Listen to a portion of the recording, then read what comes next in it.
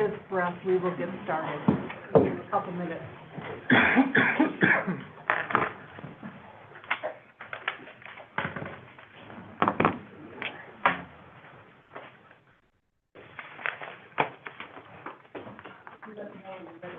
Yeah, we good. Good? All right, it's an hour of 5:02 on Wednesday, December 10th, 2025. I would like to call the Public Safety Licensing Committee to order. The first thing I'd like to do is to have the alders that serve on this committee introduce themselves, and then I'd like to introduce the staff to introduce themselves so everybody knows who's who when we take care of business. Alderman Samuel P. 10th District. Alderman Nathan Pavon, 15th District. Alderman Frazier, 1st District. Sandy Widener, Alderman, 6th District. And then we have, I'm Sergeant Cruz with the Silver City Police Department. Assistant City Attorney Ian Pomplin. Wendy Zavala, Clerk's Office. Deputy Clerk Sam Williams. Okay. Well, being that we have a quorum, we'll get started. The first item for business would be the approval of the minutes from the November 12th, 2025 meeting. Approved. Second. We have a motion and a second to approve those minutes. Any discussion or corrections to those minutes? Seeing none, all those in favor say aye. Aye. Opposed? Motion passes. Now, the clerk's office will read off each one of the items, introduce each of the items, and she'll also let us know if there's anyone signed up to speak on any one of those items. Item 1165-25, communication submitting a new application for a Class B retail fermented malt beverage and intoxicating liquor license for iBar LLC, DBA Boiler Room, located at 5200 Washington Avenue, Dean Peros, Agent, 12th District. Okay, we have Mr. Peros here tonight. Yes. Want to come up to the podium? Good evening. Good evening. So if you'd like to tell us about your experience. Oh, That's a swearman. Oh, I do always forget. That's- Probably 'cause it's been a while. All right, if you could raise your right hand. Do you swear or affirm to tell the truth, the whole truth, and nothing but the truth? Yes, I do. Thank you. You can put your hand down, and then if you could state your full name. My name is Dean Peros. All right. So you submitted an application for a new Class B retail fermented malt beverage license. Can you tell us what you intend to do? I guess business as usual. Just, we purchased, the boiler room. And until the license goes through, then we can actually get in there, I guess. So you're the new owners of the Yeah. boiler room. Yes. And then I see that you have one individual that's the vice president of your organization, Yeah. Daniel Downs. and then your business ownership is called iBar LLC. Yes. Have you been in this kind of business before? Oh, yeah. For a long time? Since '95 was the first liquor license I held. Okay, where was that? Cellblock, which is now, Farm. I'm drawing a blank. Okay. Not High Street. Okay, all right, thank you. I just had one question, then I'll turn it over to the committee members, is that on your application, you say that 40% of your sales are gonna be from food, but you're only gonna be selling pizza. Did I put 40%? Not that it matters, it just, I wondered if there was something special going on with the pizza over there. I hear they sell a lot of it. Okay. But I doubt 40% of sales would go to pizza. I'd say Any, more like maybe 8%. thank you. Any questions for the Pete? Thank you. So you're gonna continue, operate teasers also, or own teasers also? Yes. And coasters. Okay. I know. So you've had a little experience, obviously. I do. Okay. Good luck to you. Everything's been, okay so far, lately. So Yeah. I'd like to keep that trend going. Okay. So you're just gonna have pizza there and leave all the food over at teasers? Sir, Okay. There's no drastic changes or anything really going on, but I truly believe that whatever they do it works. They hardly ever have any incidences there. So, let's see what happens. Our thing is mainly safety. There's a state-of-the-art camera system there that is online. And, you know, obviously we have to pick up garbage because people just throw garbage away when they leave and whatever. You guys have done a pretty good job at teasers Thank you. with all of the issues for safety as well as taking care of the garbage. And you're right there on the corner, right next to all the houses there. Right. Teasers. Thank you. Thank you. Any other questions? I just have so has the business been closed? So has the business been closed? No, it's still operational until we get our license. Okay, so the staff that have been there are gonna stay working for you? Mhm. So it's all gonna be pretty consistent? Yeah, we Change of spoke about ownership? everybody already, and they're thrilled.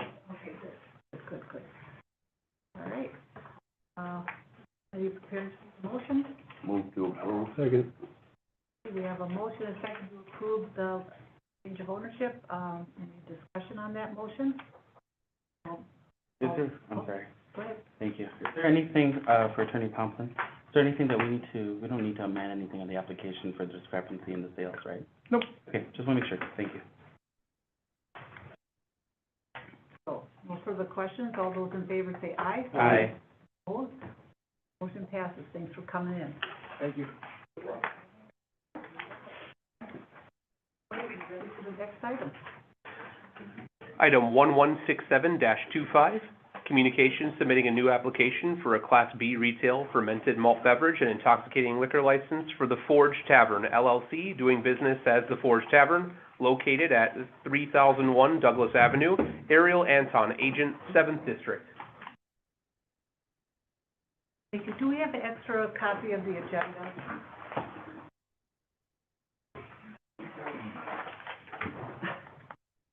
Please, sir, come in the front.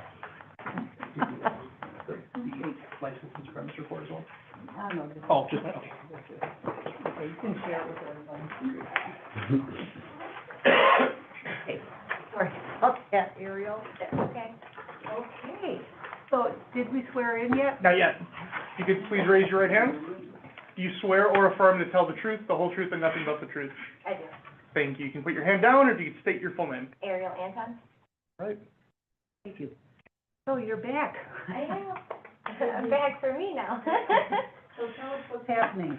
So we were taking over management at Marco's to kind of get it back up and running, and there became a liquor license available, and to kind of just smooth things out, we decided, you know, we wanted to change the ownership of the bar towards me, and I'd be the agent, and have the liquor license. That way I can handle all of everything that has to do with the bar, and we don't have to have Danny come in anymore, or Marco, or anything. So we're really excited to be here today. Great. Well, I kind of expected that this was coming. Yeah. In our last conversation. Is there any questions from the committee for Ms. Anton? Time coming. Well, being no questions, I'd entertain a I motion. would Oh, have one quick okay. question. Going back to what everyone is familiar with, the, getting along with the neighbors, have you had a chance to meet with them or? So we have actually had almost everybody in the neighborhood come into our bar, especially with the opening weekend and everything throughout it. We're a very good neighborhood bar. We keep the noise down, levels are down. We're not open long hours, especially during the week, only late on Friday and Saturday. And we haven't had any issues with any neighbors, and they all actually have told us how much they love the fact that the bar is a good, safe place in their neighborhood now.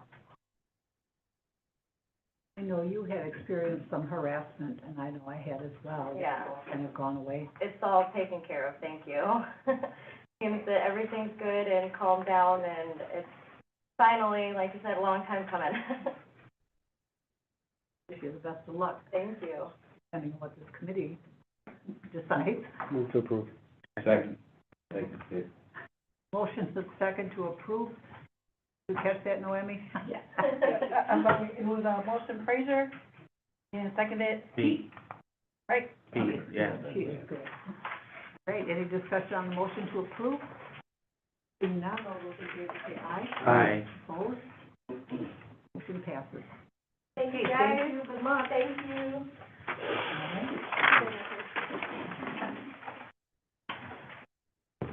Next item, please. Oh, thank you, thank you. Item 1238-25, communication for a new application for a Class A retail fermented malt beverage license for MSBA Services LLC, doing business as Lathrop Cash Discount, located at 2501 Lathrop Avenue, Mohammed Bazaar, Agent, 11th District. Would you like to come up to the podium? And the attorney's office would like to swear you in. All right, if you could raise your right hand.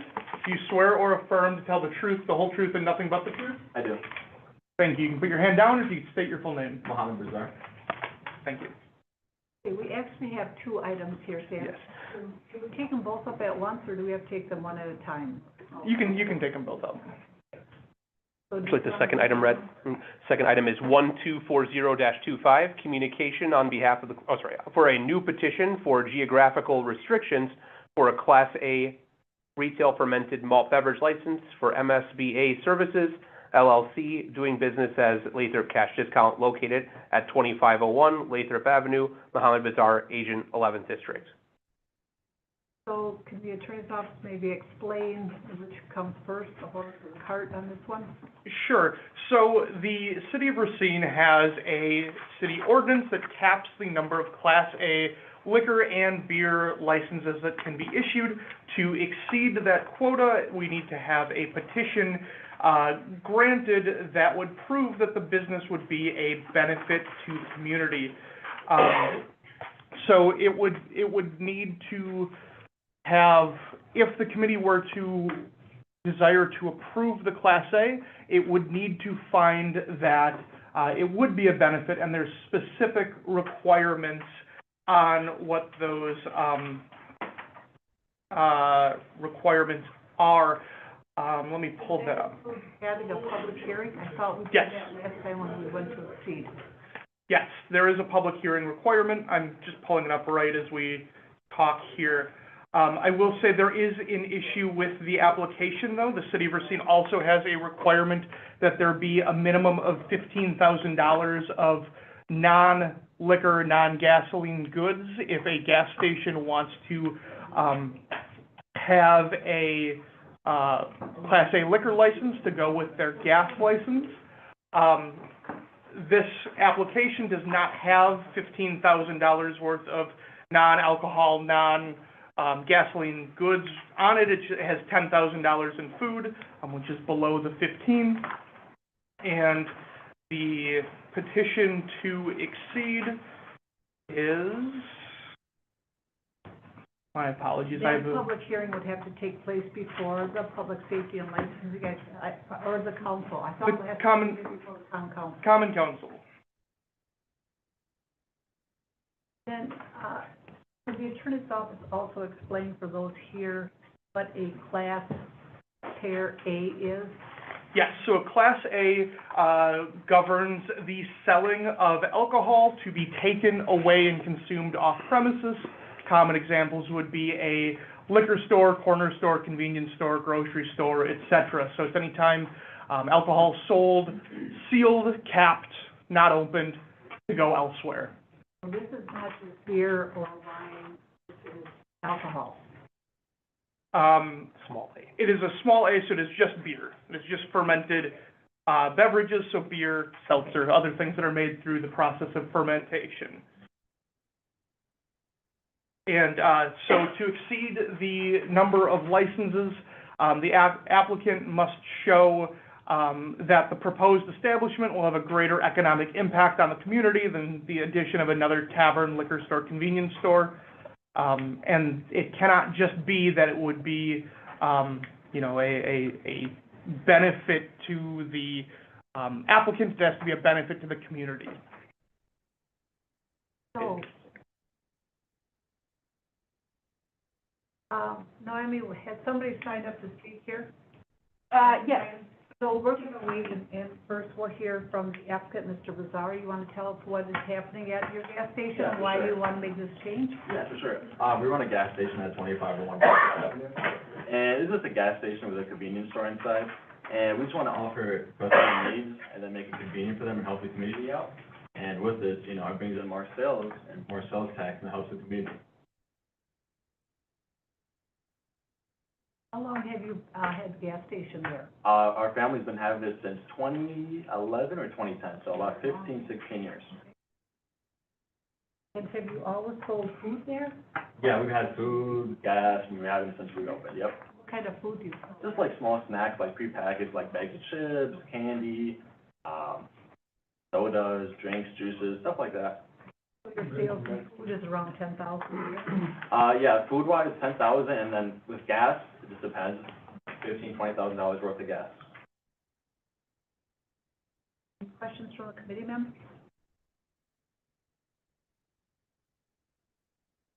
Not yet. So this is just to add to, on our already existing business, but give you the permission to do beer and malt beverages, right? This is just to add the I'm ability sorry. to sell beer and malt beverages at the Yeah, just location? to add a couple of 12-packs, a couple of cans, just to offer convenience, yes.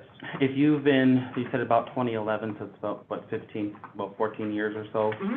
So what's the change now? If the business has been able to profit without the sale of alcohol there, why suddenly are we now saying, hey, let's sell We some just want alcohol? to stay competitive as a small business, and most of our competitors are already offering these, so we just want to help bring customers in, offer their needs, and, you know, it's a benefit for both parties. Have you spoken with your alderman? I tried to call her yesterday. We spoke to her in the past. She told us to apply and just to go from there. But we tried calling her yesterday. We left a voicemail. I talked to her a couple of weeks ago, and she said she supported, like, Okay. Maryland. Mary Land, I thought, Yeah, District 11, I think it is. Yeah. Mary Land. I thought it was Can we- District 12. Go ahead, All Sam. right, as well. Yes, you mentioned earlier that it would benefit the community. Could you explain how it'll benefit the community? Well, I mean, instead of people aren't going to other places, they get to stop and make one stop instead of going to other stops, you know what I mean?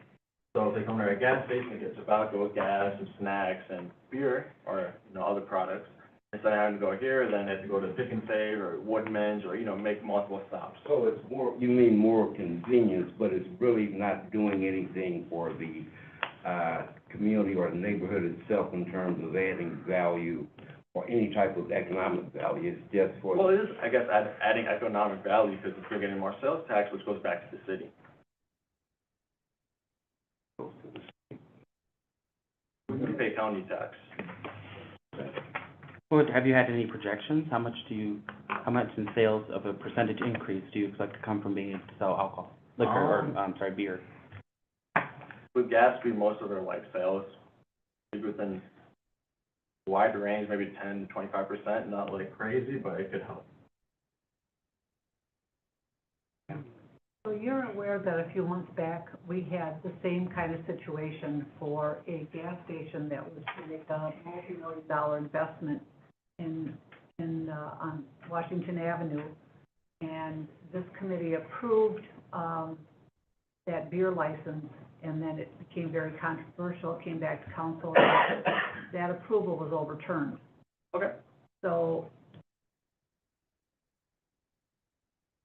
what this body does is we can only make a recommendation, and I don't know what I don't know what the will of the committee is, but Okay. we only make a recommendation before council. Mhm. And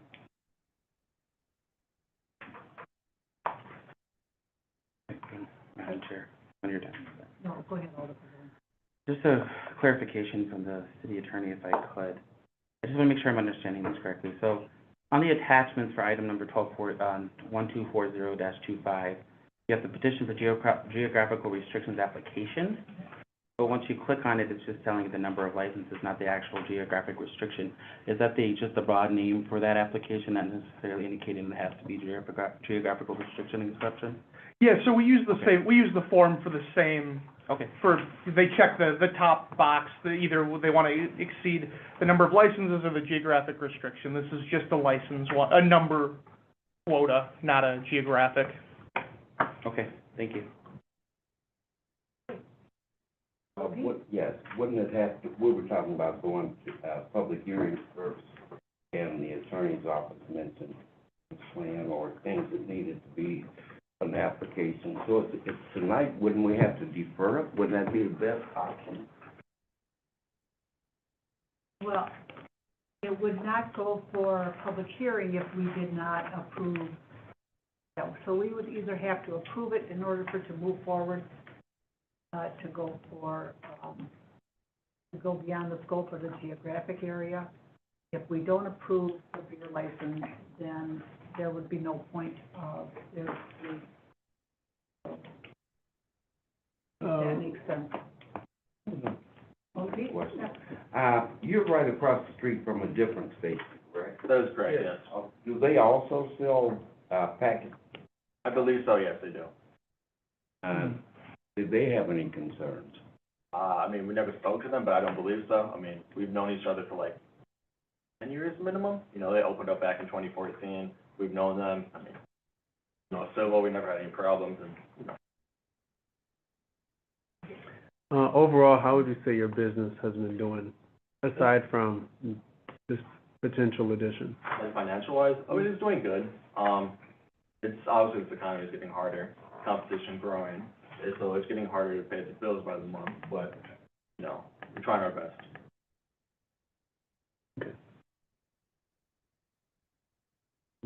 And I believe somebody wanted to speak, Noemi? Yes, yes. Henry? Yes, ma'am. You want to swear me in, boss? You do not need to be sworn in. I'm perplexed. I really am. I'm watching this take place and I'm thinking to myself, my city's working.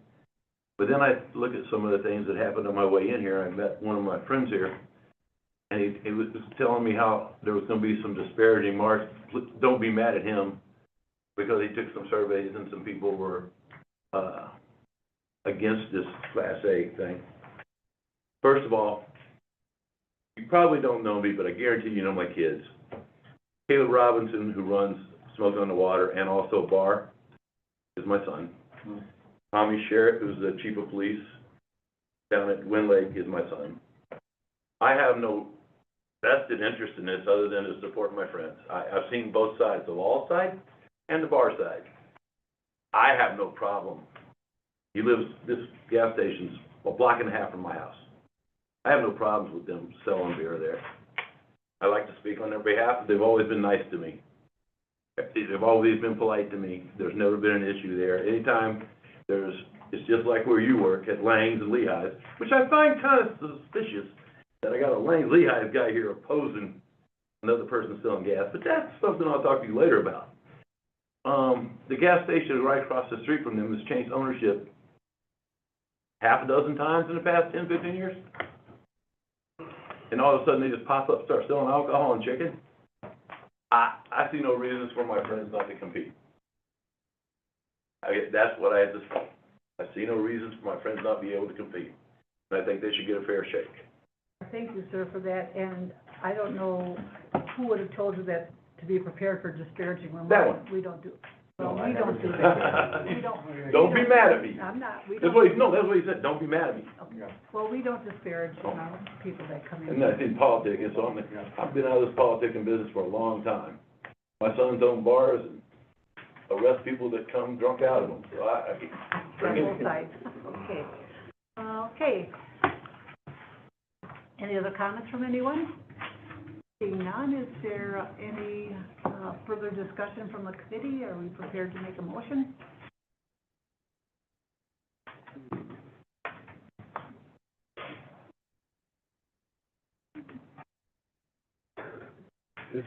Well, the options are, we could deny, and then it would not go any further.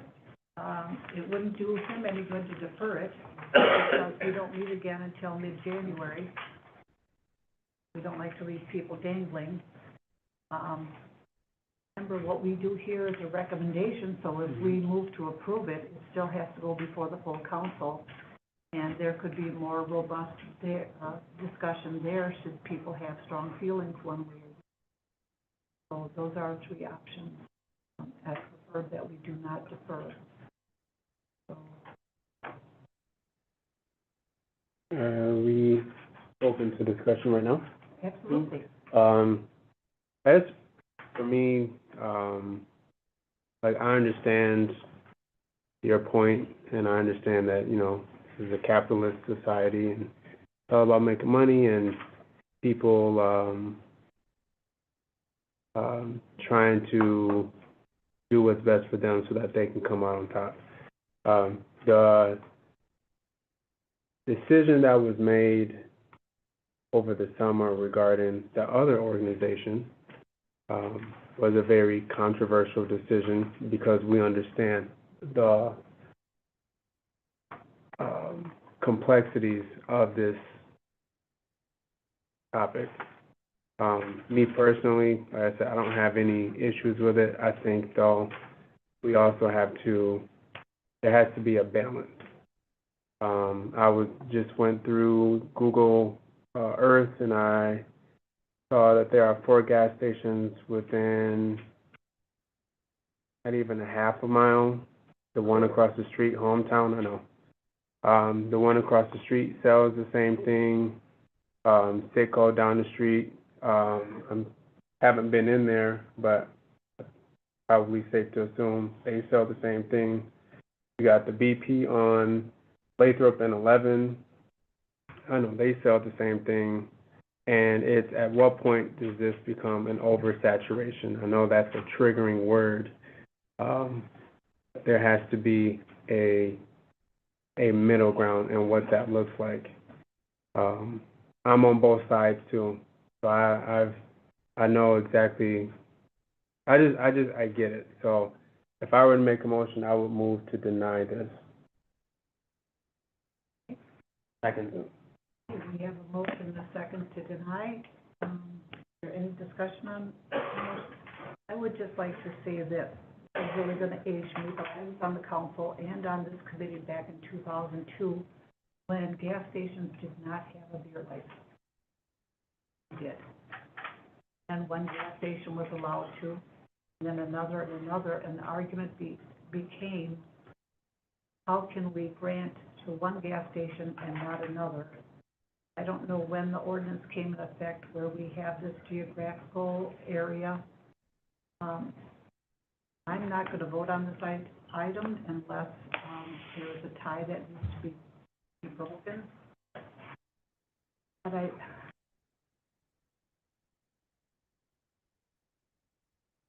I'll just leave it at that. I'll just leave it at that and see what the wishes of the committee are. So we have a motion and a second to deny the license. Further discussion on that motion? Madam Chair. Just for clarification of the city attorney, if we were to deny, what is the weight on the be able to reapply? I believe it is 1 year. Okay. The reason I bring that up, and just so everyone knows, just because you second something doesn't mean you agree with it, you're just bringing it to the floor for discussion. The reason I bring that up is because I don't see the clear community connection with the benefit besides some extra money. I understand that part. But it has to merit that exception because, yes, we make a recommendation, the council has the final say, but depending what the margins are, the mayor could veto it, and we need to be able to have a veto-proof majority. So this is where it needs to make sense to the whole, not just the few. I know that Chair Widener was not in favor of deferring, but if we deny, it's a year. If we defer and we give them enough time to kind of show more of community impact, more of a reasoning that we can then go to bat for this, I think that is something that is worth entertaining instead of denying and then now it's a year. So as far as this, I mean, if we're not into the business of deferring it, at least to be able to allow more time for that community involvement or how that affects to kind of get that more pictured out, then, I mean, I'm on the side of denial, but I would prefer this to be deferred, even though I know it won't be until January, but it sounds like the business is doing well as it is. This would be a perk. I just want to see more of that connection. That's where I'm coming from with this. Any further discussion on the denial?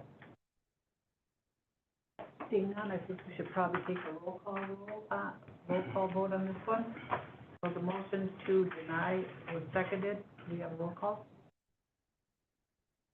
Right, Alder P, Aye. Alder Pabon,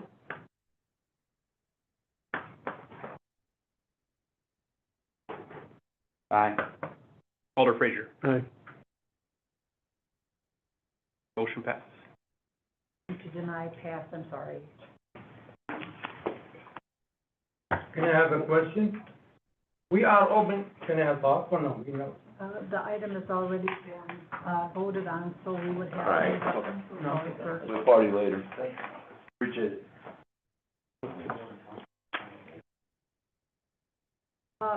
Excuse me. Sir? One moment. If you want to discuss that further, when it comes to the council for the final vote, this is just a recommendation. Okay. So you can certainly come speak on behalf if you have more of that. We can have that item separately considered. Okay. And if the will of the council is to override this committee's decision, that is certainly a possibility still. Okay? Thank you. December 16th. Next Tuesday at 6 o'clock. Okay. So the gentleman that wanted to speak that couldn't because we've already dispensed with the item, he would be certainly able to speak during the public comment period, at the beginning of the council meeting. And should someone from the committee wish to have this item pulled out and we vote on it separately, there could be, the council could take a different action than what this committee is recommending. Okay? Thank you.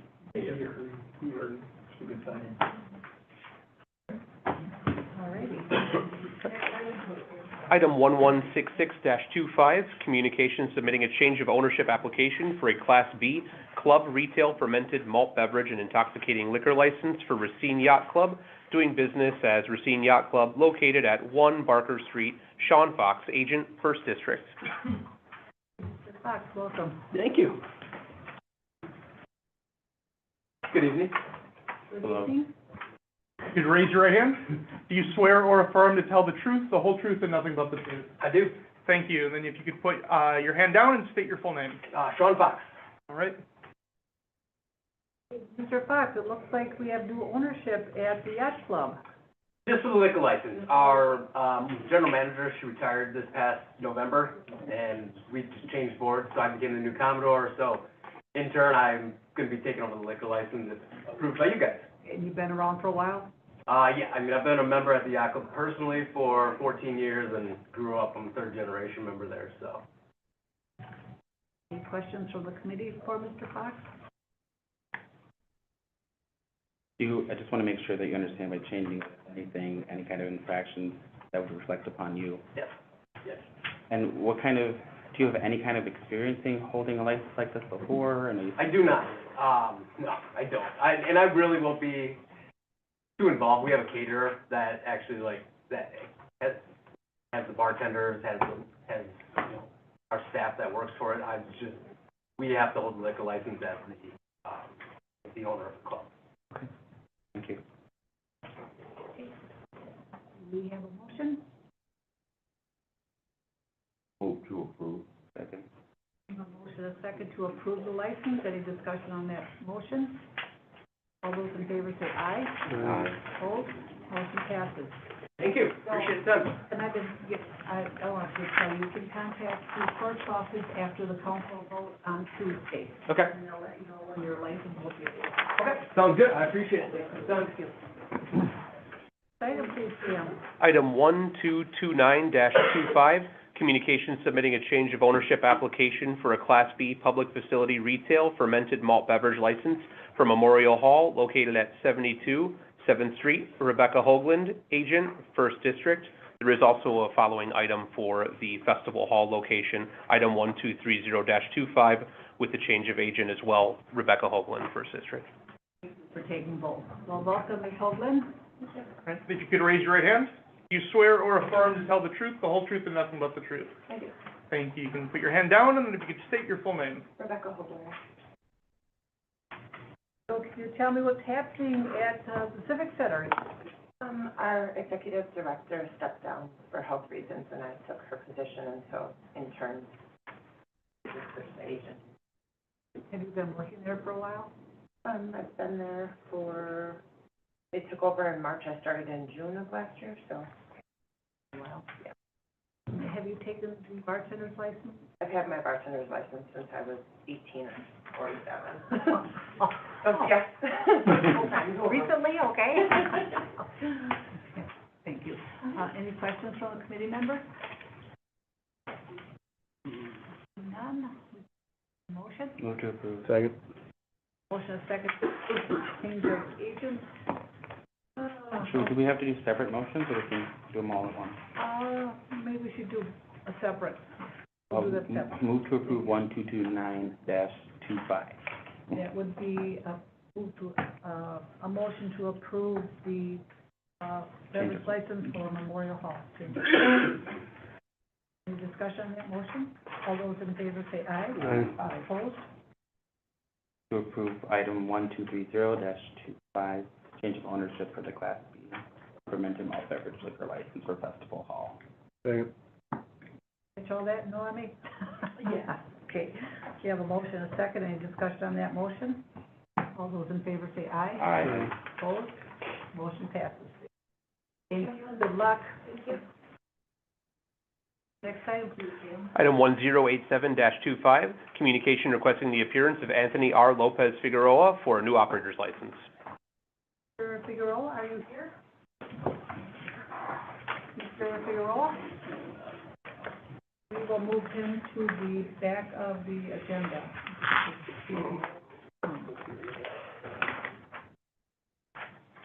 Next item, please.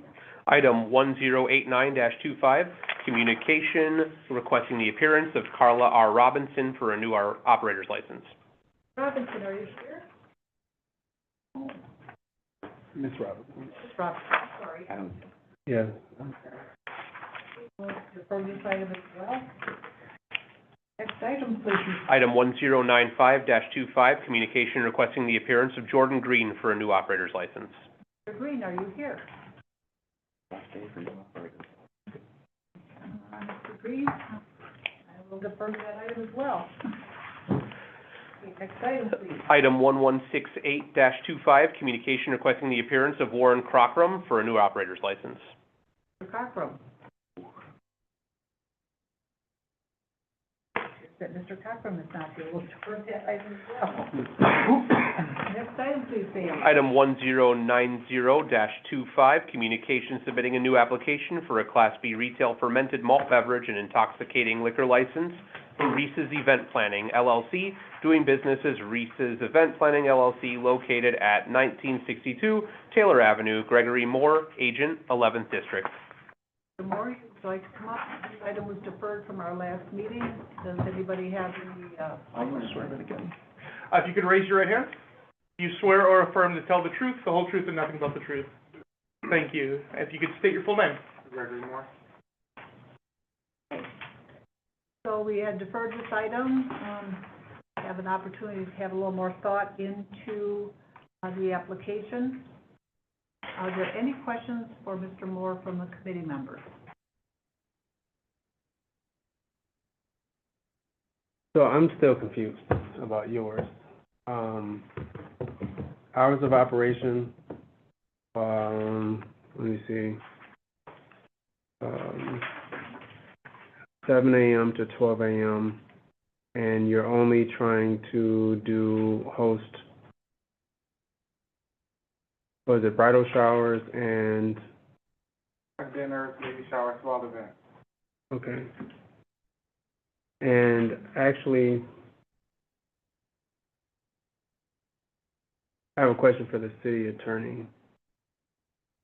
I don't see it in here, but there was communication about where he was in the process and getting certain approvals.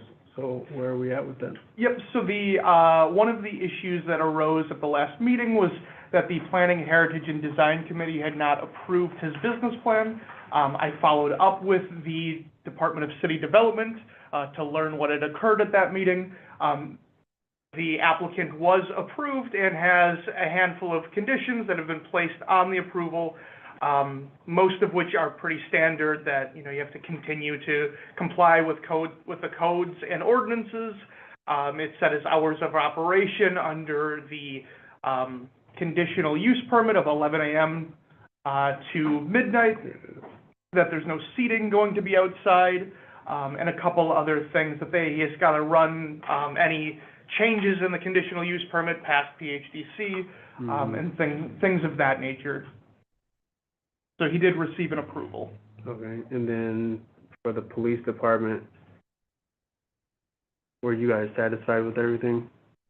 Well, we didn't, it's just, the location just has that history from the previous, owners that were there. As far as like the after bar gatherings and then not being able to, get in there because they lock it up, and like the party cups were, pretty much they got people in, but they buy like a cup and then that they're in for the drinks. But besides that, like that's all the stuff that we have experienced has been from previous owners from there. And then, okay, so for you, your staff, do you have your staff already identified? Well, it's me for now, and then I'll Okay. hire some staff out. It was contingent upon if I Yeah. can approve or not, yeah. Okay, and then what are some of the safeguards that you have in place to, like, mitigate anything? So there are small, gatherings, of course, you can't, I can't predict if there's gonna be a problem, but of course, we would call the police if there was a problem, but we don't predict that there will be any problem.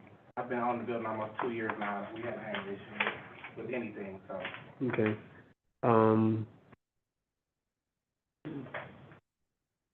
Okay, that's all I got for right now. I believe there was an issue with the health department, and I see the health department's here. Were you here on this item? No. For the health department, the only thing I had, there was some small things I have to do, they actually just came out yesterday. It was like a junction box in the bay, like some minor things that I've already actually rectified.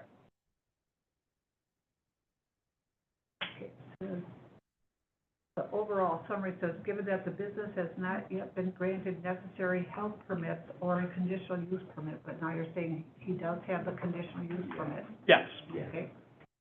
The committee could approve a conditional granted license if it is so inclined, which would require the applicant to start operating within 6 months of the date of the common council approval. But that means that should the common council approve this license, and he would have 6 months to be operational, provided he complied with everything the health department required. Yes. Yep.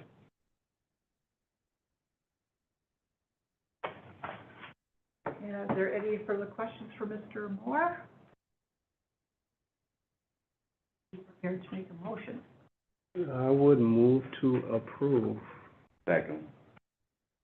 We have a motion and a second to approve the license. Any discussion on that motion? Seeing none, all those in favor say aye. Aye. Opposed? Motion passes. So I believe there's some things yet. So this will go to council for final approval next Tuesday. Then I believe you would get your license. I'm not sure if the health department has to sign off before that license would be provided to Mr. Moore. Yes, all departments would have to have their sign-offs before the license could be printed. Thank you, Mr. Moore. Appreciate it. Madam Chair, Yeah. I didn't see a sign-up sheet anywhere. We already had that. Are you here to speak on the item, Mr. Fair? Yeah, later on. Do we have a sign-up sheet? So, has everyone been able to speak, Noemi, that was signed up to speak on the item? Yeah. Okay, Sam, we're ready for you. Item 1217-25, communication submitting a new application for, I'm so sorry, that was the wrong item. Excuse me, 1216-25. Communication submitting a new application for a massage establishment license, Relax Spa Massage, Inc., doing business as Relax Spa Massage, located at 403 6th Street, Zonghua Chen, owner, First District. Let me take these two items together or separate? Separate. Okay. So you are Ms. Chen? You speak English? No, she can't speak English. I'm here to help out. I mean, I was called and a friend and a real estate agent, but I was called by her nephew to come and help out with the app. So I hope they'll be helpful. Okay. You're helping her out with the app that you have to translate English to Chinese and Chinese back to English. Okay, but first of all, the city attorney's office will have to swear Ms. Chen in. All right, if you could raise your right hand. Do you swear or affirm to tell the truth, the whole truth, and nothing but the truth?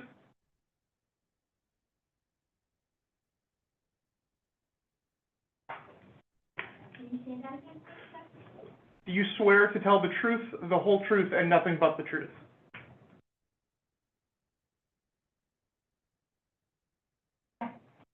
All right, you can put your hand down, and then if you could state your full name.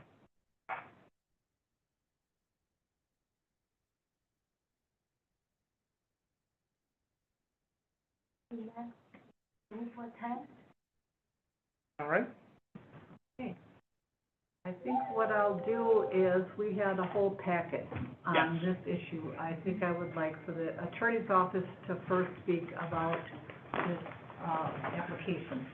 Yes, so the city attorney's office has a presentation that's been compiled by the Racine Fire Department, the Racine Department of Public Health, and the Racine County Sheriff's Office. There was an investigation out at this location earlier last month. That investigation revealed a large number of health violations, fire violations, and other things that the sheriff's office was and is still investigating. So the health department is here that can answer any questions on health department issues. There are reports to summarize what was seen. There are photographs that was seen, and same with the fire department. And we'll pause so that they can translate. So I think before Ms. Chen speaks, we're gonna hear from the department. Correct? Yep, I will do the fire and the sheriff, and then the health can speak on the health. The fire department went out there. They found, and to be, when I say there, because there are two licenses, this will all be about 403 6th Street. They found a large number of violations involving locked doors, that, let's see here, rear exit was blocked, expired fire extinguishers, unapproved dryer vents, extension cords being used as permanent wiring. The address was being used as a residence as well as a business, which is not allowed. And they wrote up a number of incidents related to their inspection out there. I'll let them translate.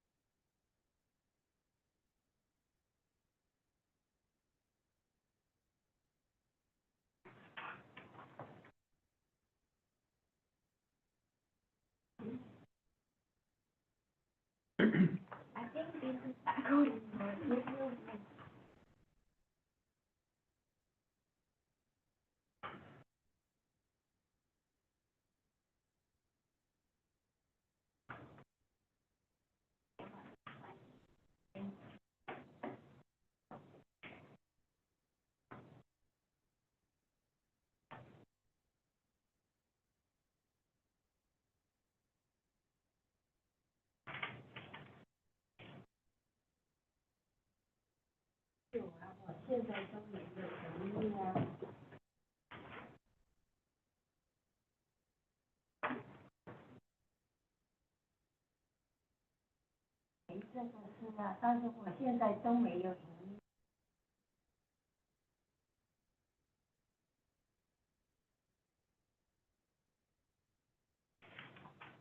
Need to ask either the attorney's office or the clerk's department, what do we do when we have this kind of a language barrier? Because not only can the applicant not understand us, but we're not gonna be able to understand her. And I'm not comfortable putting her in a position where she's gonna have to respond to allegations made if she's not understanding the dialogue. So with these licenses, there is no requirement that the city provide a translation services. It is up to the applicant to bring in someone, or to either understand the language or to bring in someone who can do that, and that doesn't apply just to massage licenses, but all of the licenses that the city issues. So I think from here, we ought to move on to the health department from their findings, or? I have a couple more things. One of the other findings was that the business was operating without a license. Their license had ended on June 30th, 2025, as all massage licenses do. They never applied for a new license, and so they have been operating without a license for the last 4.5 months. Okay, and you have some other things? Yes, I'll let them.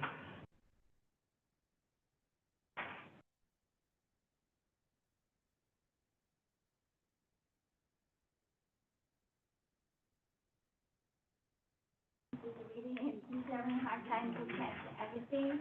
Yes.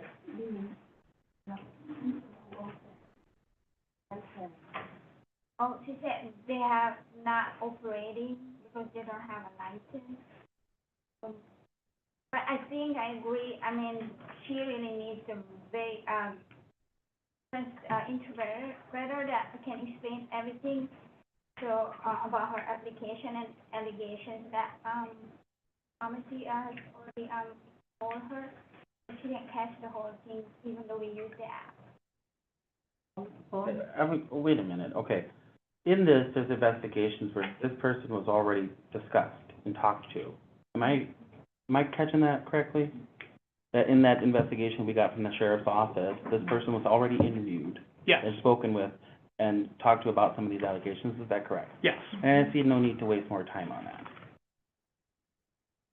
I mean, this is not just a few things, this is a full-blown wolf, under some very thin veil here. This is not okay, it's not okay to operate without the license, it's not okay to have these connections, and this is what we have the sheriff's office and the resources for. It is the job of the applicant to make sure they're providing us with the resources we need and that they can understand. Normally, I would have more of an understanding, but this is clear. She knows what is being asked and what she's been interviewed for. And it is not my prerogative, it's the committee, but to waste more time, I don't think we need to do that. Well, I tend to agree with Alder Pabon. I've been on this committee a long time, and I've never read anything as disturbing as what I found. I've not been able to sleep for 2 nights because of what I read in these documents regarding this application. I'm sorry that Ms. Chen cannot defend herself, but it's, the umbrage is on her, coming on her to be able to either speak the language, to be able to defend herself or explain the situations, or to have someone here that can do that for her. That doesn't happen. There are so many things in these documents that would warrant us denying her application that I don't know how we can move forward in any other direction. Yeah, move to deny. Second. We have a motion and a second to deny the license at 403 6th Street. Is there any discussion on that motion? Just to be clear with the city attorney's office, what's provided to us from the sheriff's office is also public because it's part of our packet? Yes. Okay. We're talking about months of not having an actual license, condoms and ceilings, condoms and air ducts, associations with sexually explicit sites and whatnot. That is some of what is in here. It's just like a little scratch on the top. So I'm in full support of denying not just this one, but the next one. But since we're on this one, I am favoring this, yes. So another reason for denial would be you cannot work in 2 places at one time. Mm-hmm. She may have a massage license, but the people that she has working for her do not. So I would be in support of the motion to deny. Any further discussion on the motion to deny 403 Main, or 6th Street? Seeing none, all those in favor say aye. Aye. Opposed? Passes. Next item, please. Item 1217-25, communication submitting a new application for a massage establishment license, Relax Spa Massage, Inc. Yes. So, there's two licenses that were applied for.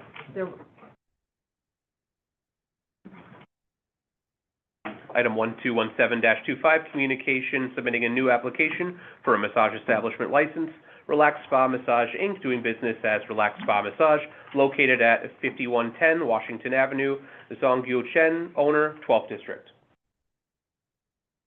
Discussion, Mr. Attorney. All right, we will swear in the applicant. You can raise your right hand. Do you swear or affirm to tell the truth, the whole truth, and nothing but the truth? Yes. All right, and then if you could state your full name. Annette Sue Littell. Thank you. You can put your hand down now.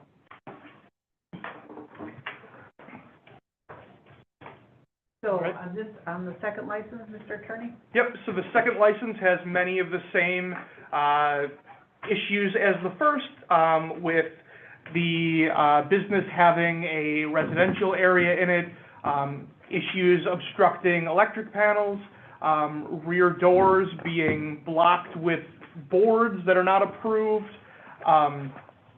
that, even minor things like fire extinguishers that are expired are still fire department violations, obstructing electric panels, and then largely a lot of the same issues that with the license.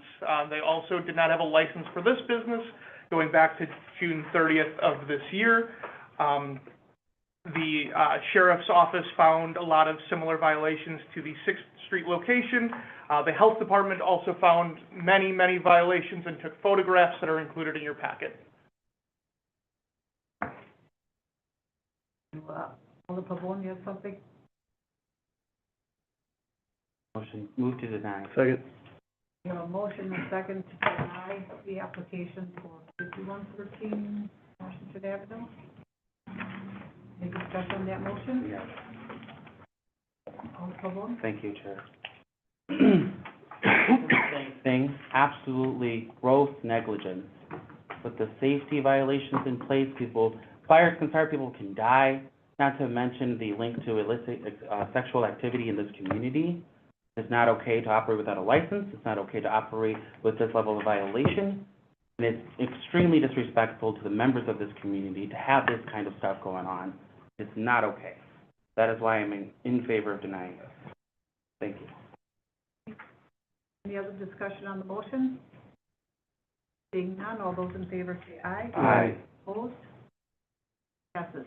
Sorry, but both licenses have been denied. This is a recommendation that's coming from this committee to the full council. If you want to appeal our recommendation, you can do so at the council next Tuesday at 6.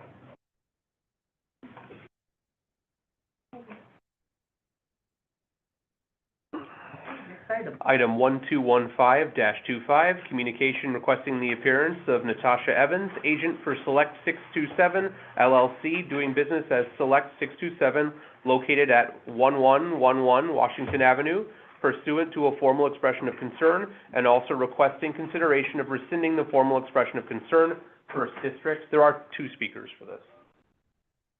Have Ms. Evans here? Yep. You can raise your right hand. Do you swear or affirm to tell the truth, the whole truth, and nothing but the truth? I do. Thank you. You can state your full name. All right, and then I do have a instruction / warning / explanation of the process to read. So you've been required to appear before this committee because the committee received notice of one or more concerning incidents at your establishment.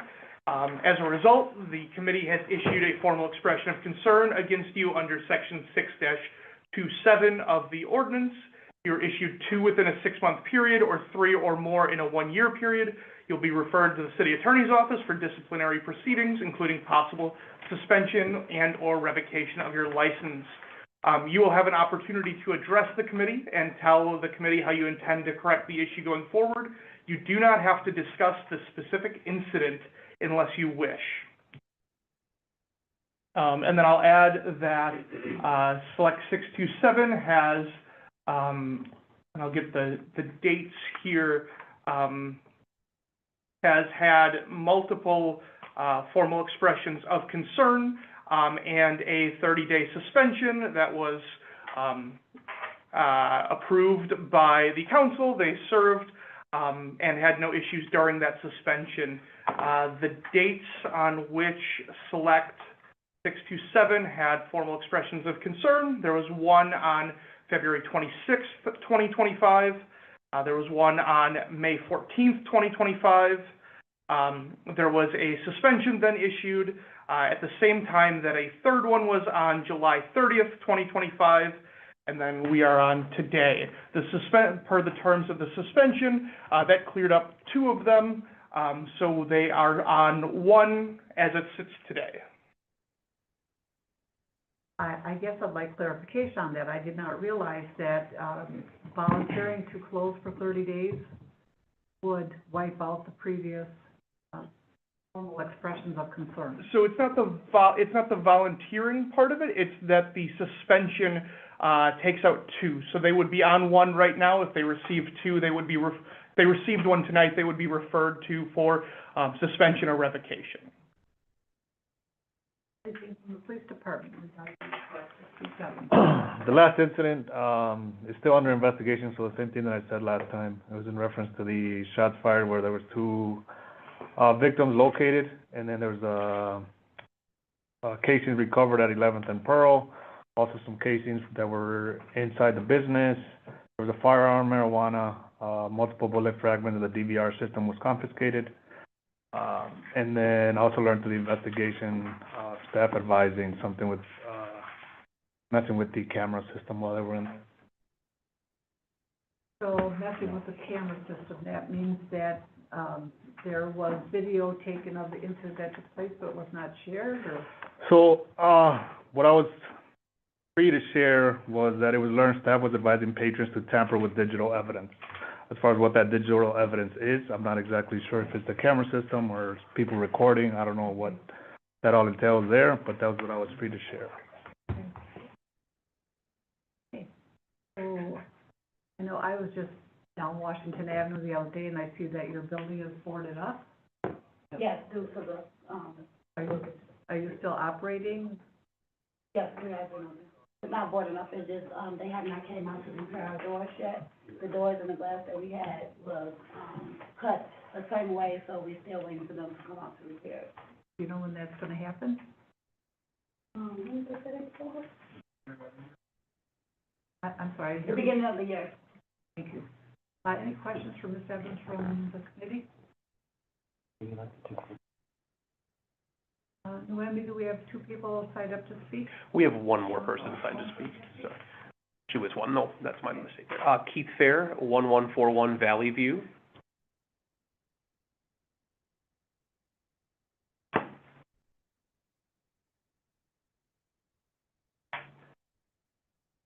Good evening. I've been hired, we've been hired, 2 former aldermen on a consultant basis and stuff to represent this establishment. First of all, what the police officer said in the beginning, he said, the ongoing investigation. So why are we here? Because if we're just going with the police department's narrative, then we probably need to see some evidence, and we probably need to go through all of these different formal types of situations, because we would never be subjected to police allegations without facts. Mr. Fair, this is not a hearing here. This is a discussion amongst the committee members on if we wish to file a formal expression of concern. Correct. Okay. Information was provided to the committee from the police department as requested, and it is an ongoing investigation. We are not asking Ms. Evans anything about what took place, but we do know that there was an incident there were shots fired there. Yeah, see, excuse me, Madam Chair, I didn't mean to cut you off. But my concern is perception.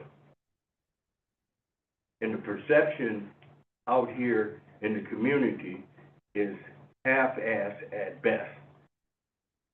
news media sources based upon opinion, which opinion and that, those different types of things sway other opinions. So that's why I'm questioning as to the evidence and the veracity of the evidence, because you can't necessarily make accusatory remarks and not have proof. So no one's making accusatory remarks. This committee is not swayed by any information that was provided by media. We are basing whatever opinion we have solely on what comes from the attorney's office and from the police department regarding allegations of incidents that took place where people were injured. That's what we're acting on. One last thing, maybe a couple of last things. You know, being a private investigator, being an ex-police officer, I'm not opposed to police. But, you know, I'm just wondering why there's so many holes in the story, in the narrative. Well, this committee is not considering the holes or the narrative. Just what we're told. And are you saying that there was no incident there in which shots were fired and people were injured? Oh, no. Okay, well, that's what... Not at all. Shots were fired into the establishment.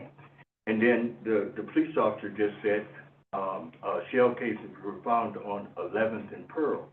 11th and Pearl is down the street. And I happened to pull, you know, the incident report for the area. And there's been multiple shootings on 11th and Pearl and that. So I'm just saying that our community has been riddled with multiple gunfire shots all through the area, especially the uptown area. We've had 2-3 deaths up there, and there's nobody, absolutely nobody in this community that should be agreeing with that type of behavior. So whatever we can do to rectify that type of behavior within our power, that's what we'll be working to do. Thanks, Mr. Fair. Any questions from any of the committee members? Okay, so this is my district, so obviously I have a vested interest in it. Think that it's important that we clarify our job is to, when we know that an event has happened near or inside of an establishment that sells alcohol, in which we are the body that controls that, then we call them in to figure out what the issues are. And so we're not here to talk about the ongoing investigation. I'm not here in a police capacity to ask you any questions about that. I'm just here to see to it that if there are issues, one, are you aware of the issues? And no. Are you aware of the issues? And then what are we doing to address the issues? This is an expression of concern for me personally, because I am concerned. And I want to know from you as the license holder, what are you doing to rectify the problems?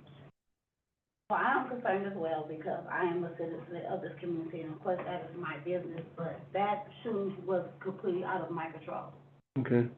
That shooting had nothing to do with Select 67. That shooting occurred, it has been going on in the community for the last few days, leading up to that shooting. So again, that was out of my control. We was not aware of that. We had a security outside of the building. It wasn't even that many people inside of it. We have been shutting down well over before 2 o'clock. Mm-hmm. We have not been having any fights, any issues, any of that. I have came up with a plan of,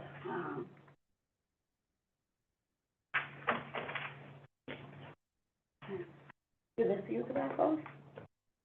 I'm gonna copy.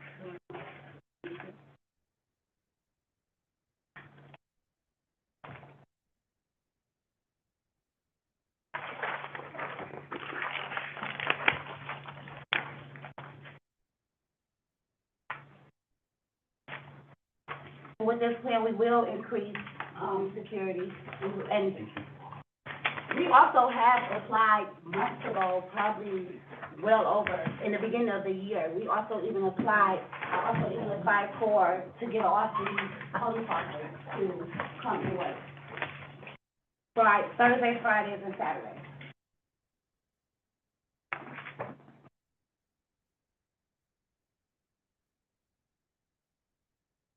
So Attorney Poppins, do the committee members have any authority taken of an agreement regarding the proposals that she has for improving the security at 227? So it is a little bit of a complicated question and answer, so if you bear with me. This committee has the ability under the agenda item to either issue, or I should say, to either receive and file the formal expression of concern or to rescind it. So it would not be able to, under this agenda item, accept this plan as, binding. Were the committee want to do this, it could be as part of use a criminal term, deferred prosecution agreement, saying, we will accept this as part of the settlement agreement, that we will take off, one or two formal expressions of concern to get you back below that number. If you violate it, then, there could be some consequences up to including suspension and revocation. That would be something that could be kind of taken up by my office. We do the prosecution of these to begin with, but under this specific agenda item, this specific night, the committee cannot say, I like this plan and we're going to hold you to it. There has to be some level of process to get this formalized into a plan that can be held to, and then it has to be approved by this council under its own agenda item and committee. Any questions, any comments from the committee members? So I have a follow-up question for the city attorney. So what exactly are our options right now?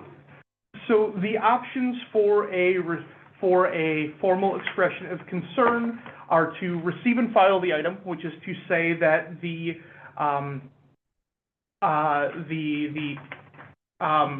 that there were grounds to call in the applicant, and there is the ability to require the licensee to attend a Good Neighbors meeting. There is the ability to rescind the formal expression of concern, saying that it was unfounded, or to defer the item. How many Good Neighbor meetings have we had? With this applicant, I believe there was an initial one, and then there was not a formal one, but we did speak about a 30-day suspension, and so that's not necessarily a quote-unquote Good Neighbors meeting, but there was communication between the city attorney's office and the applicant during that period of time. Okay, and when she initially got her license, do you recall the conditions that were provided? I would have to double check. I do not believe that I processed this license, so I don't have that off the top of my head, but typically it's going to be whatever the business put in their application is what they're held to. So I think that was around the time that I wasn't. No, this was back in February of this year was when the file was created, February and March. Oh no, my apologies, I'm in the wrong year. Let me get the... Conditions? Checking. Yep. Typical. Yeah, it'll just be the typical ones, but we have here, the date it was finally approved at council was February 6th, 2024. There was a couple, looks like in Legistar, a couple unsigned amendments and an updated application, but whatever the conditions were on the application are going to be what they're held to. I don't see anything indicating that there were special conditions or something beyond that we hold every licensee in the city to. All right. So I guess my concern is we've had 1, 2, 3, 4 expressions of concerns. We've had a suspension and we're still having issues. Now it's either I'm not pointing to you, because you're not, obviously, you don't control what other people do, right? So I can't sit here and say Natasha's the problem, and I actually know you. So I can't say that you're the problem.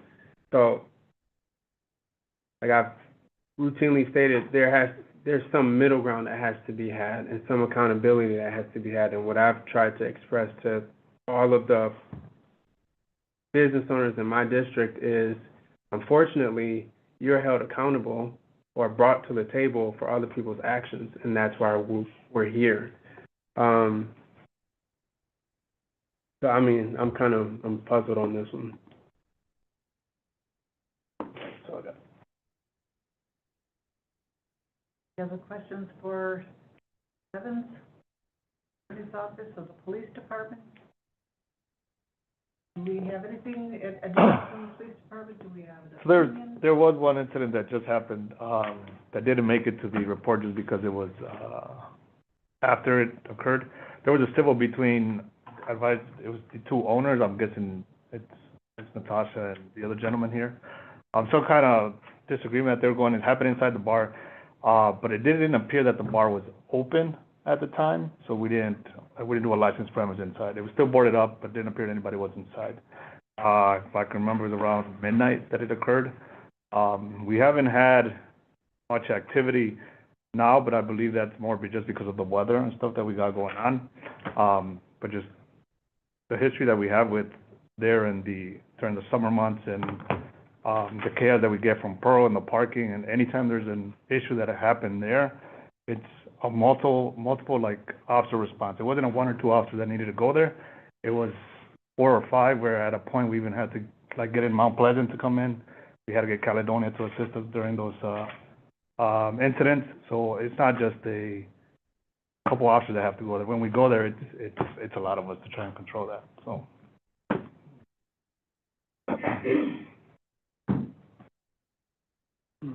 Other questions?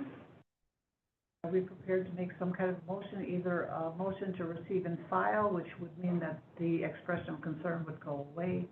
No, it would hold if there's a motion to rescind, then the expression of concern would go away. I would make a motion to receive and file. Second. We have a motion and a second to receive and file. Any discussion on that motion? All those in favor say aye. Aye. Opposed? Motion passed. So can we again clarify for the 7th what that means? Yes, so that means that, that would be a second within a 6-month period. So that means the, receive and file after it gets approved by Common Council, or I should say, after the recommendation is heard by Common Council and Common Council makes a decision either way. Disciplinary proceedings, including possible suspension and or revocation of the license.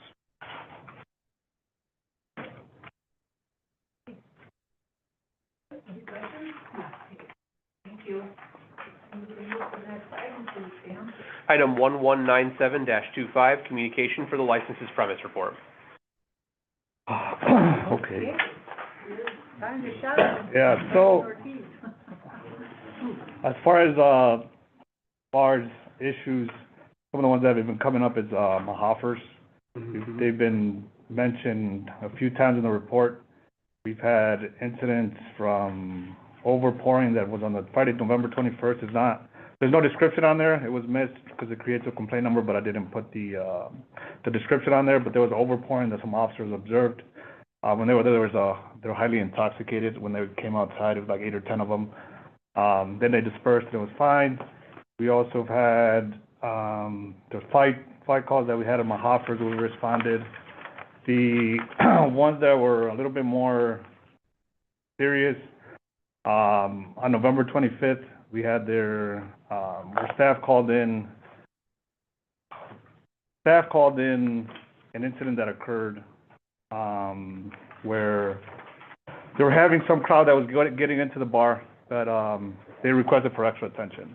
So we advised our officers today, downtown area, just go ahead and provide extra attention. About 2 hours after that, there was a large fight that happened. It was captured on city cameras. There was blood in front of the bar. We did find a victim, but he didn't want to speak to us, so at that point, he just left. After I spoke with he advised he was the bar owner. He pretty much was argumentative with me. Didn't like really anything that I had to say in reference to like, well, being a responsible bar owner, and at that point, if you feel like there's gonna be a problem that's happening, if you're anticipating that to happen, then at that point, you kind of do what you have to do as far as shutting the bar, whatever you need to do.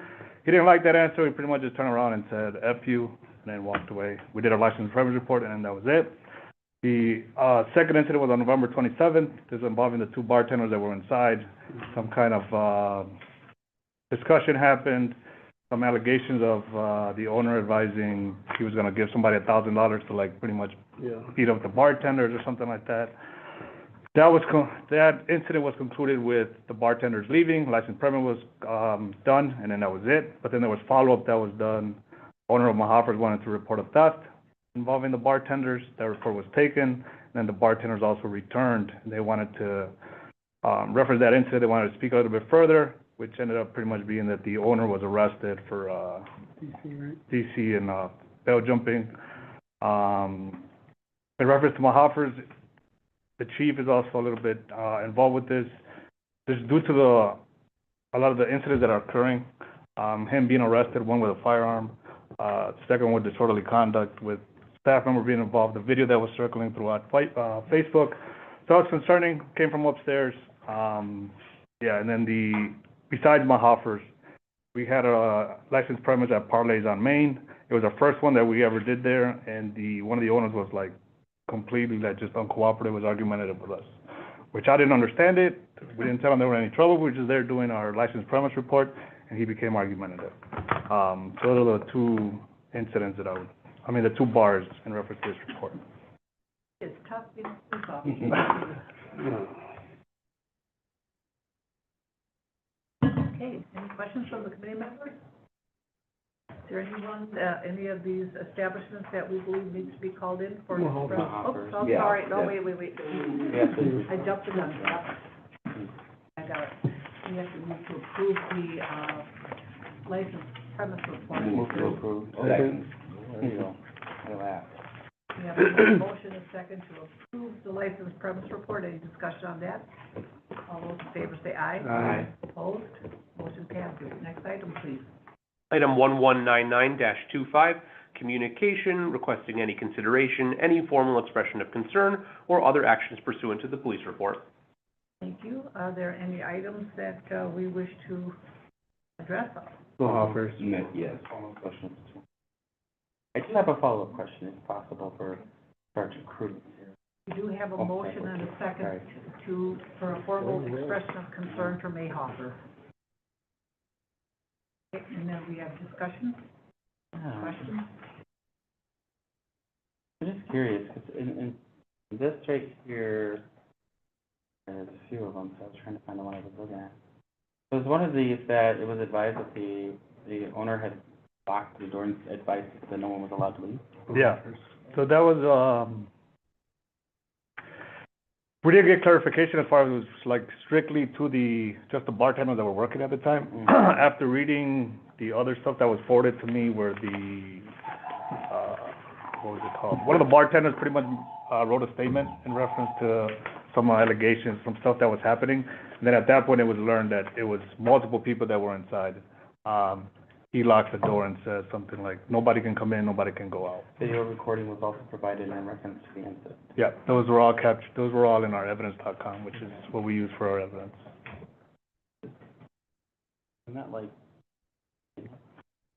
So that was, you were flirting with the line of false imprisonment. Okay. That's what it would be with false imprisonment. But at the time when they took the report, like I said, I don't know exactly how they investigated that, because I wasn't there. I didn't respond to that. But yeah, it's starting with that line of that false imprisonment when you're preventing people from leaving. Now, a follow-up question to the city attorney here, Attorney Complin.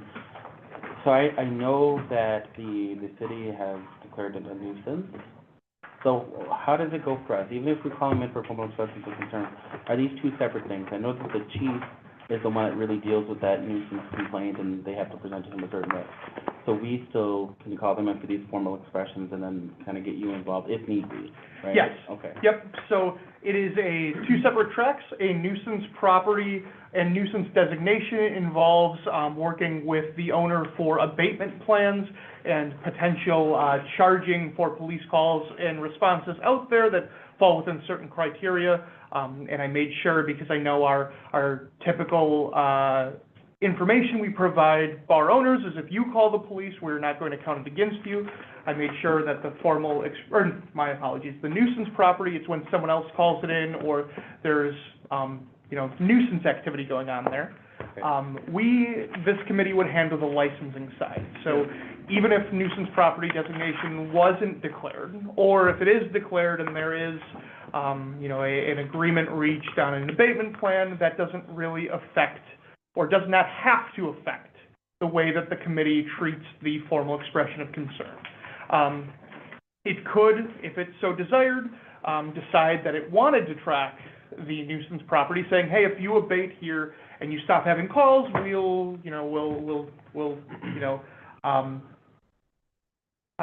will deem that compliance with our law and you can keep operating.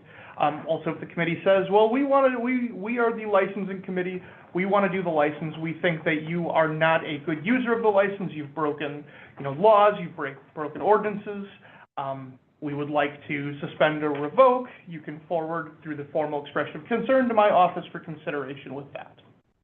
When we were entertaining a formal expression of concern, we can do one that encompasses all of those incidents on one report, or does it have to be specific to one incident that we call that formal expression for? No, it can be anything that is on the report that was attached to the last agenda item. So that means that we cannot request or use the 50 calls for service that are referenced in the nuisance property? So because of the way that the agenda items are written, it has to be for this formal expression of concern because it's incorporating the report that was provided by the police department. It has to be off of this report. Right. Does anything prevent us from line iteming formal expression of concern? There is no prohibition under the ordinances to do that.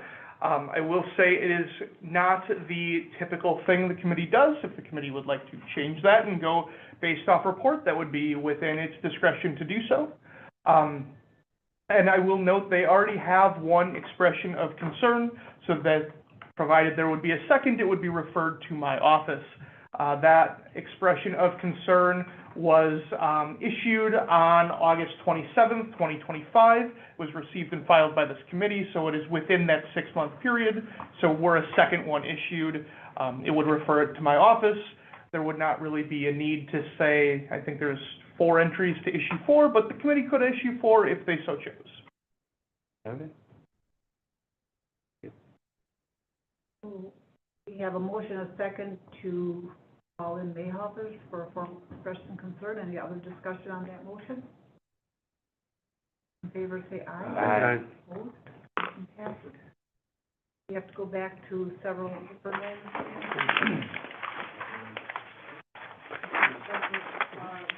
1087 on page 3. Yes, item 1087-25, communication requesting the appearance of Anthony R. Lopez Figueroa for a new operator's license. Mr. Figueroa, did you hear? This is the second time it's This actually is, not here. To deny. Second. We have a motion, a second, to deny Mr. Figueroa. He failed to appear twice. Any discussion on that motion? In favor, say aye. Aye.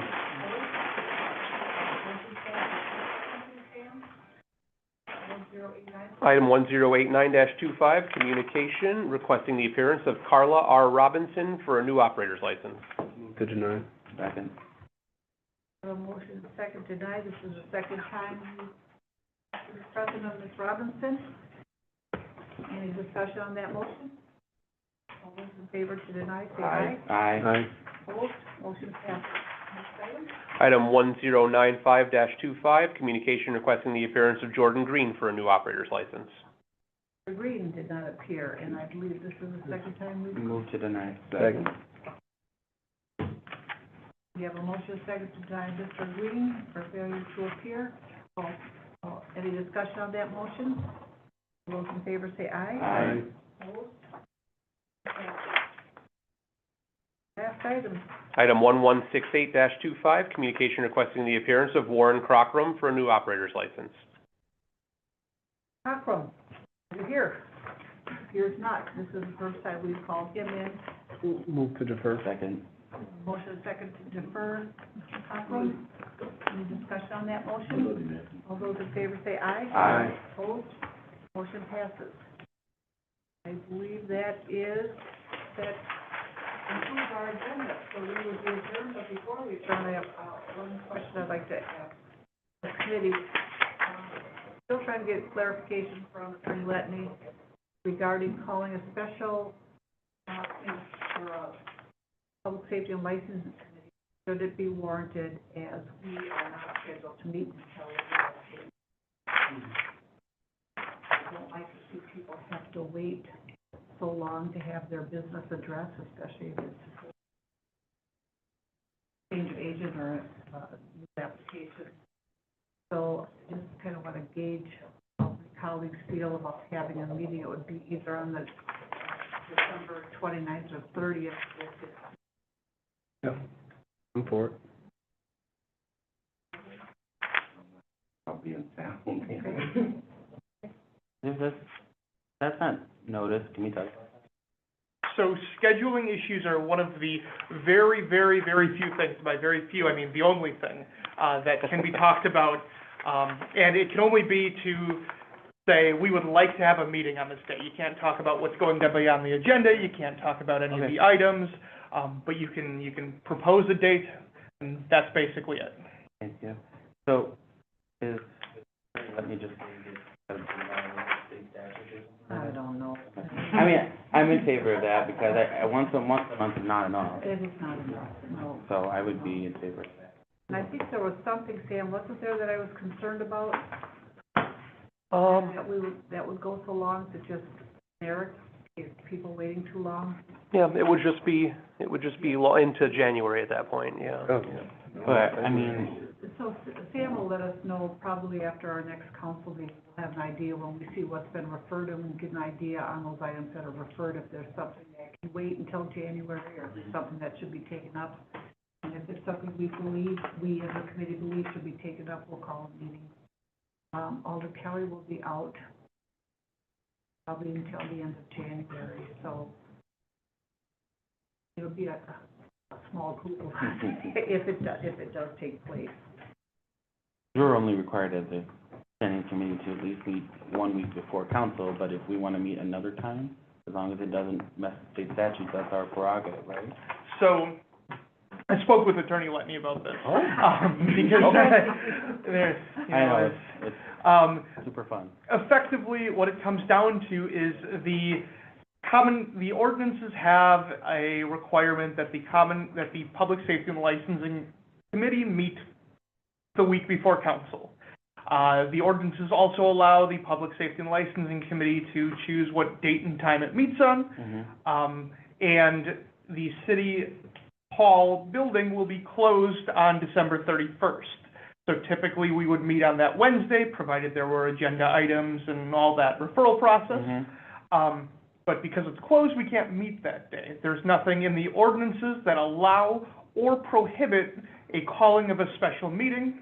There are the state laws about you have to have 24 hours, you have to have a written agenda, the typical open meetings laws. But that's where we came down on, is that there's nothing that allows it, nothing that prohibits it. Thank you. So we will have a council meeting next Tuesday. We also have a council meeting on January 6th, and I believe that was your initiative. Yep. So we would not be in violation of anything. And it's going to depend on what those communications that are being referred, what those are, if we should call them. Because I don't want to disrupt anybody's holiday. It would be either on the 29th or 30th, should the need arise. And I guess I can call around and see, I can coordinate with the clerk or Sam on if we should be scheduling that on one of those 2 dates. And if you're on vacation, too bad. I will be here. Well, I would think that we would wouldn't we have to have also a certain amount of time if we wanted anybody to appear, because we'd have to have letters to appear be sent out too, right? Yes, So yeah. what realistically for the clerk's office is enough time, a couple weeks before It's normally a week. one anticipates? That'd be like 2 We should days know from by- now? We should know by Wednesday, Okay. or, yeah. We'll have a pretty good idea when we see the agenda coming out for the next council meeting. I know I sent out some Christmas cards. I'm sure some people won't get to mid-January. That's why I'm engaging it. Yeah. That could be funny. Okay, all right, that's it. Again, I want to thank the staff, and thank Officer for being, thanks for being here tonight. That's all I feel. Yeah, you can get Yep. it with the watch. Sergeant Cruz, thank you, you all do a great job, appreciate it. Attorney Pavone. An attorney now? Yeah. Congratulations. Like my. I don't know if it's a promotion or a demotion. Right, yeah.